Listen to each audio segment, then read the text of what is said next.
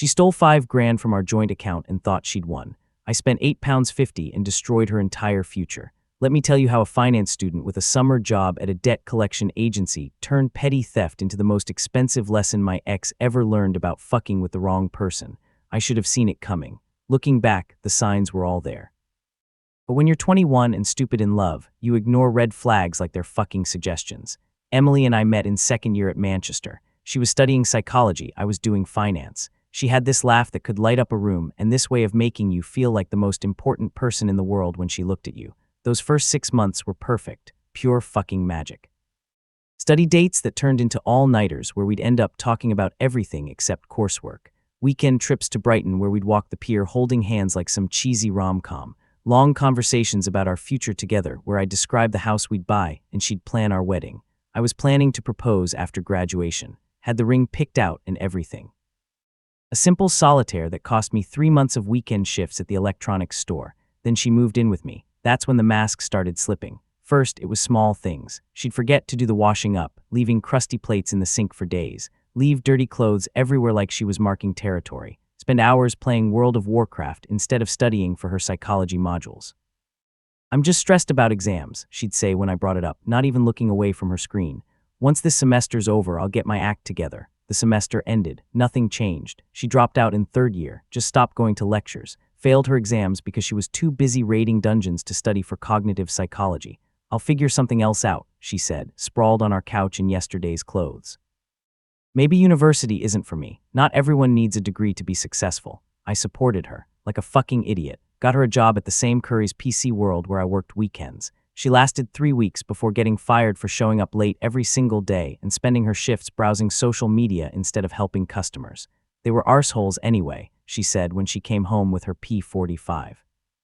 I don't need that kind of negativity in my life. The bills kept coming. Rent, utilities, groceries, council tax. Emily contributed nothing. Zero. I was working 25 hours a week at Curry's, plus a summer internship at Blackstone Recovery Services, plus trying to finish my finance degree. 3 jobs, while my girlfriend played video games and complained that I never spent time with her, but I loved her. So I opened a joint savings account. We're in this together, I told her, showing her the account details. Everything I earn goes toward our future. £5,000. Every penny I'd saved from 2 years of working my arse off while she lived rent-free. Money for a deposit on a proper flat after graduation. Money for a wedding, money for the life we were supposed to build together. Emily had full access.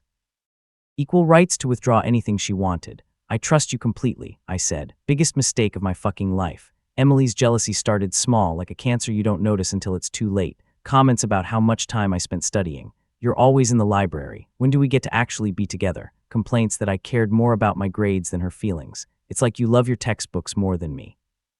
You're always working or studying, she'd whinge when I'd come home exhausted from a 10-hour shift followed by 3 hours in the library. When do we get to spend time together? I'm doing this for us, I'd explain, too tired to fight. Good grades mean better job prospects. Better jobs mean we can afford the life we want. You're obsessed with money. Yeah, because someone had to be. Someone had to pay the fucking bills while she played World of Warcraft 16 hours a day. She started picking fights about everything.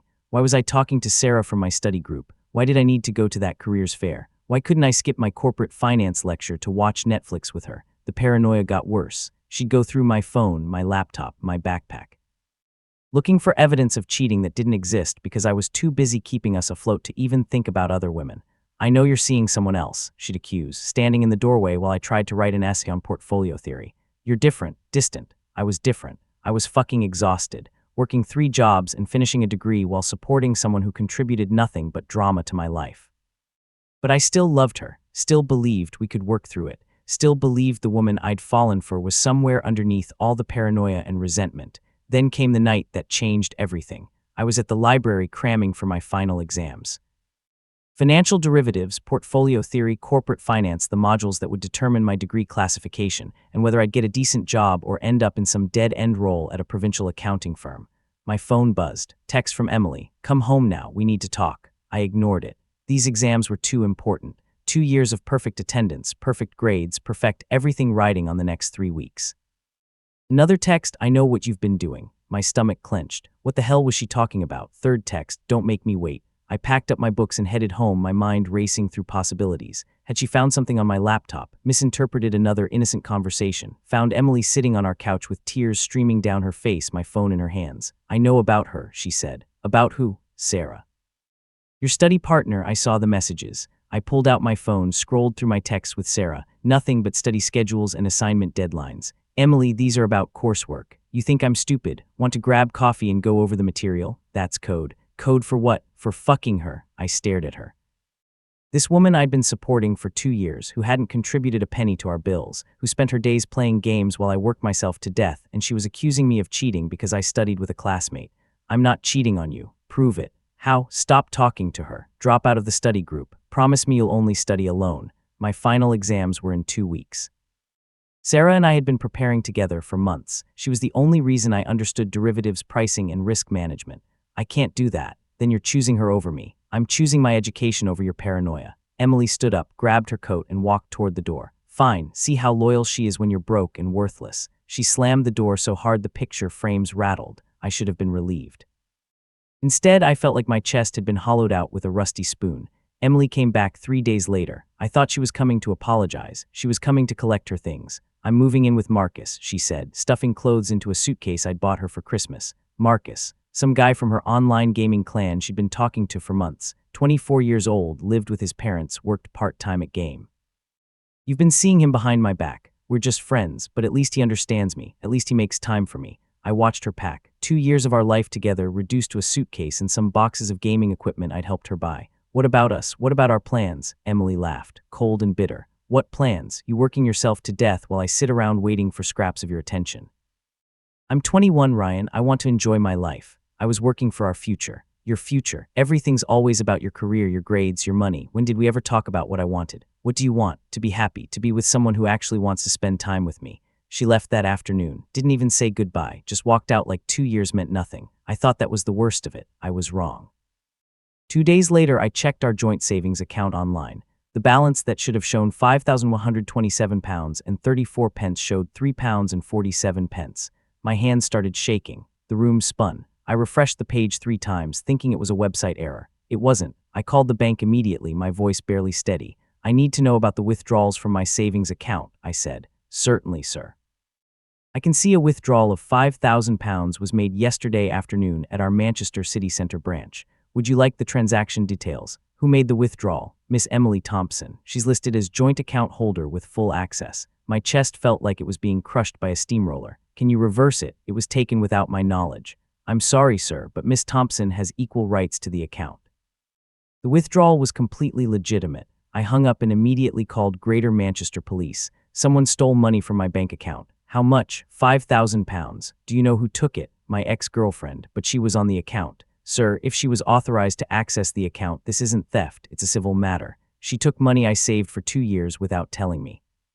I understand your frustration, but legally, joint account holders can withdraw any amount without requiring consent from other account holders.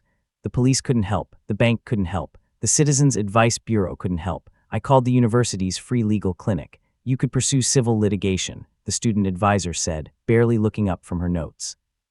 But it would cost more than £5,000 in legal fees, and there's no guarantee you'd recover anything. Emily had stolen my future, and the law said it was perfectly fucking legal. I spent the next week in a complete haze, failed 2 of my final exams because I couldn't concentrate on option pricing models while processing the fact that the woman I'd planned to marry had robbed me blind. Watched my degree classification drop from first-class honors to upper second. 2 years of perfect grades destroyed because I couldn't focus while my world fell apart. Then I saw her Facebook posts, photos of Emily in a new flat with Marcus, brand new gaming setup that made her old rig look like a toy, 4K monitor, RTX 4080 graphics card, mechanical keyboard, racing wheel, gaming chair that cost more than my monthly rent, starting fresh. She'd captioned one photo showing off her new setup. Sometimes you have to leave toxic people behind to find true happiness. My money, my £5,000 financing her new life with the guy she'd been emotionally cheating with for months. The rage hit me like a physical blow. My vision actually went red for a moment. I wanted to put my fist through the laptop screen. But then I remembered something from my summer job at Blackstone Recovery Services. Emily had debts, lots of them. Credit cards she'd maxed out in first year buying clothes and makeup. Store cards from shopping sprees at Topshop and ASOS. Student overdraft that she'd blown through and never paid back. payday loans she'd taken when her parents finally cut off her allowance after finding out she'd dropped out. When we were together, I tried to help her organize her finances, made spreadsheets showing exactly what she owed to whom, tried to get her on payment plans with her creditors. She'd ignored all my advice and just stopped making payments altogether. "They'll give up eventually," she'd said when the letters started arriving. "What are they going to do, take my PlayStation?" I knew exactly how much she owed to whom and when she'd last made payments. More importantly, I knew something Emily didn't understand about debt law, something called the statute of limitations. The debt collection agency where I'd worked had taught me everything about UK debt law, not because they wanted to help debtors, but because knowing the rules helped them collect more efficiently.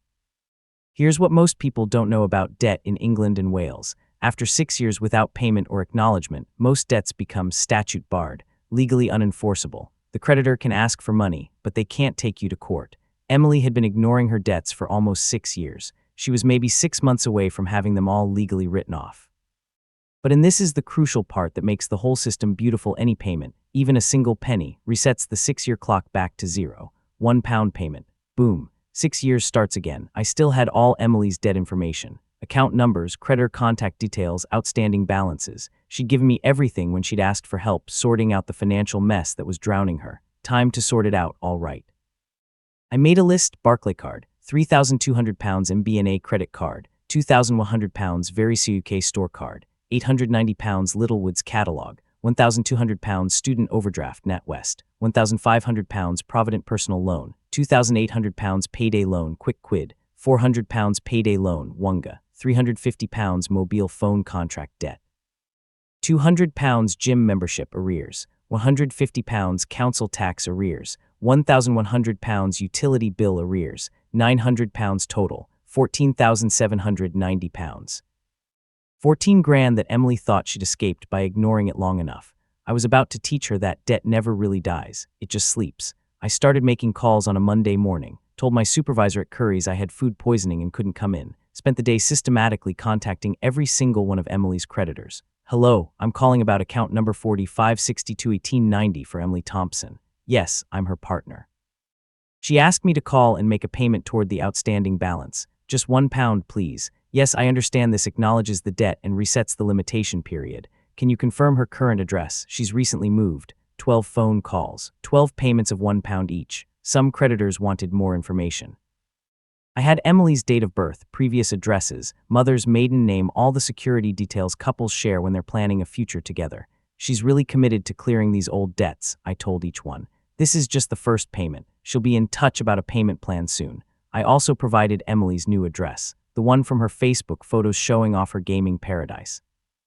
And her parents' address is a backup contact, just to be thorough. The total cost, £12. I felt generous, so I paid £1.50 to a couple of creditors just to make sure. Total damage, £8.50. After 6 years of thinking she was home free, Emily was about to discover that her debts were very much alive and very much enforceable, but I wasn't done. The really beautiful part about debt collection is that once you acknowledge a debt, creditors are legally entitled to add interest and charges. Lots of them. Emily's £14,790 in debts would balloon to over £20,000 once the creditors added 6 years of accumulated interest and late payment fees. 20 grand that Emily now legally owed. 20 grand that creditors could now chase through the courts, all for the cost of a meal deal at Tesco. The first letter arrived at Emily's flat 3 weeks later.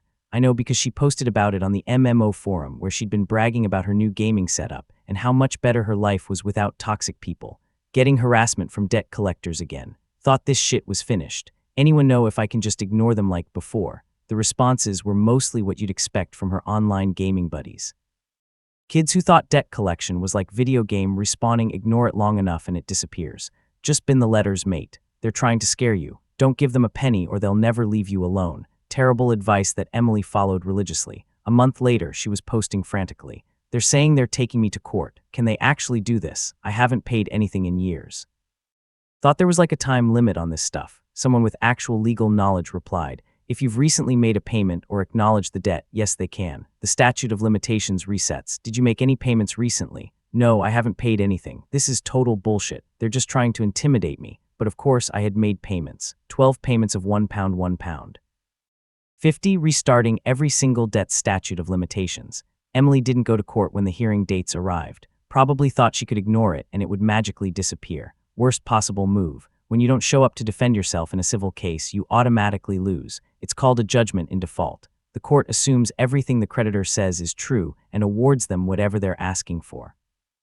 County court judgment issued. Full amount owed plus court costs plus interest. 12 CCJs in Emily's name. Each one a public record that would follow her around for the next 6 years minimum. That's when the real fun began. Emily's social media posts became increasingly desperate over the following months. Bailiffs at my door. What do I do? Can I just not answer? They want to take my gaming setup. This is my livelihood.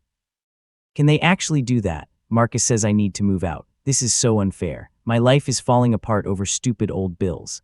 The bailiffs had arrived with high court enforcement orders. Once you have a county court judgment, creditors can apply to have it transferred to the high court, where enforcement agents have much broader powers. Everything Emily had bought with my stolen money, the gaming chair, the 4K monitor, the graphics card, the racing wheel, all of it was loaded into a van and driven away to be sold at auction. My whole life's work, she posted with a photo of her empty room. Years of saving up for this equipment. They've stolen everything. Years of saving, with money she stole from me. Marcus, her new boyfriend, had gotten cold feet when he realized Emily came with nearly £20,000 worth of legally enforceable debt and bailiffs knocking on his parents' door. He said I was financially irresponsible. Emily complained in a post that reeked of desperation. Like money is the only thing that matters. I thought he loved me. Money is pretty important when you don't have any and creditors are seizing your possessions. But the real damage was just beginning. County court judgments destroy your credit rating for 6 years minimum. Emily couldn't get a loan, couldn't get a credit card, couldn't even get a mobile phone contract. More importantly, she couldn't rent a flat. Every landlord runs credit checks. Every lettings agency wants financial references. Emily had 12 CCJs and no income beyond a part-time job at Costa that she'd managed to get after Marcus kicked her out. She moved back in with her parents. At 22, sleeping in her childhood bedroom, surrounded by posters of boy bands she'd liked at 15. Life is so unfair, she posted on a depression support forum I'd found through her Twitter. One mistake and they destroy your entire future.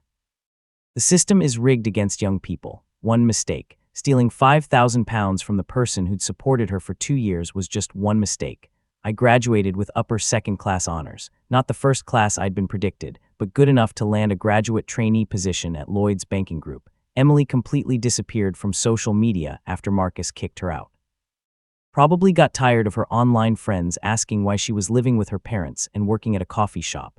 I heard through mutual friends that she'd tried to get back into university to finish her psychology degree. Couldn't get a student loan because of her credit rating. Couldn't get her parents to Cosin because they'd finally found out about the debts and were furious. She was stuck. No degree, no skills, no credit, no prospects.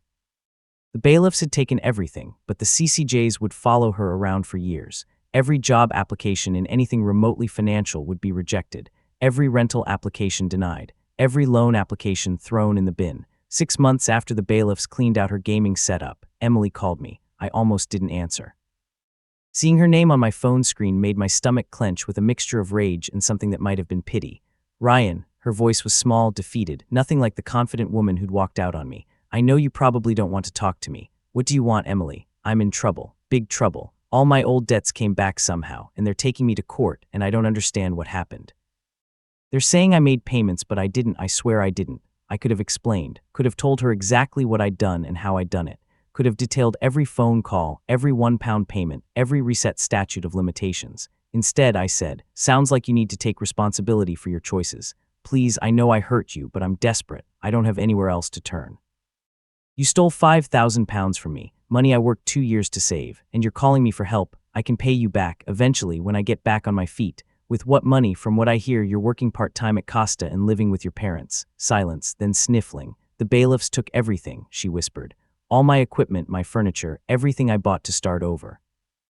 Everything she bought with my money. Maybe you should have thought about that before you decided to steal from someone who trusted you. I never meant for it to go this far. I just needed the money to start fresh with Marcus. I thought you'd understand eventually. Understand? You cleaned out our joint account and used my money to set up house with another man. I was going to pay you back. When? How? You hadn't worked in months. You dropped out of university. You had no income and no prospects. I would have figured something out, like you figured out how to handle your debts. More silence. Please, Ryan, I know I fucked up, but this is destroying my life. I can't get a place to live, can't get credit, can't even get a decent job. I'm 22 and my life is over. You destroyed your own life. I just helped the consequences catch up with you. What does that mean? I almost told her. almost explained exactly how £8.50 and some basic knowledge of debt law had demolished her future. But why give her the satisfaction of knowing how clever I'd been? It means actions have consequences, Emily, something you never learned. I'm sorry, I'm really sorry. I was young and stupid, and goodbye, Emily. I hung up. She tried calling back twice. I didn't answer. Blocked her number and moved on with my life. Emily tried to rebuild her credit over the next few years. I kept loose tabs on her through mutual friends and social media accounts she didn't know I could see. Made payment plans with some creditors, defaulted on others. But county court judgments don't just disappear. They follow you around like shadows for 6 years minimum. No mortgage applications approved. No rental properties without guarantors she couldn't provide. No decent job opportunities because any employer in finance or retail runs credit checks. She was essentially blacklisted from the middle-class life she could have had. Last I heard, she was still living with her parents, still working part-time service jobs, still single because any man who ran a basic background check would discover her financial history. Meanwhile, I paid off my student loans early, got promoted to senior analyst, bought a flat in Chorlton, started dating a lovely girl from the compliance department who understood the value of financial responsibility. The £5,000 Emily stole would have made my life easier, sure, but losing it taught me something valuable about trusting people with your financial future. Emily's betrayal cost me money and 2 years of my life. My revenge cost her everything. Was it worth it? Every fucking penny. People think revenge has to be dramatic. Confrontations, violence, public humiliation, dramatic showdowns. That's amateur hour bullshit. Real revenge is quiet, patient, surgical. I didn't need to fight Emily or destroy her property or ruin her reputation with mutual friends. I just needed to understand the law and use it against her. £8.50. That's what it cost to reset 6 years of debt statute limitations and guarantee Emily would spend the next decade paying for her mistake. She stole my past. I stole her future. The beautiful thing about financial destruction is that it's completely legal. I didn't break any laws, didn't threaten anyone, didn't even contact Emily directly. I just made sure the debts she thought she'd escaped found their way back to her door with interest. Some people might say I went too far, that the punishment didn't fit the crime. Those people have never had someone they trusted steal their future and laugh about it on social media. Emily made her choice when she took that money. Everything that happened afterward was just consequences catching up with her. If you're thinking about stealing from someone, remember this story. Remember that financial records are forever, debt never really dies, and some people know exactly how to weaponize the legal system. Sweet dreams, you thieving bitch.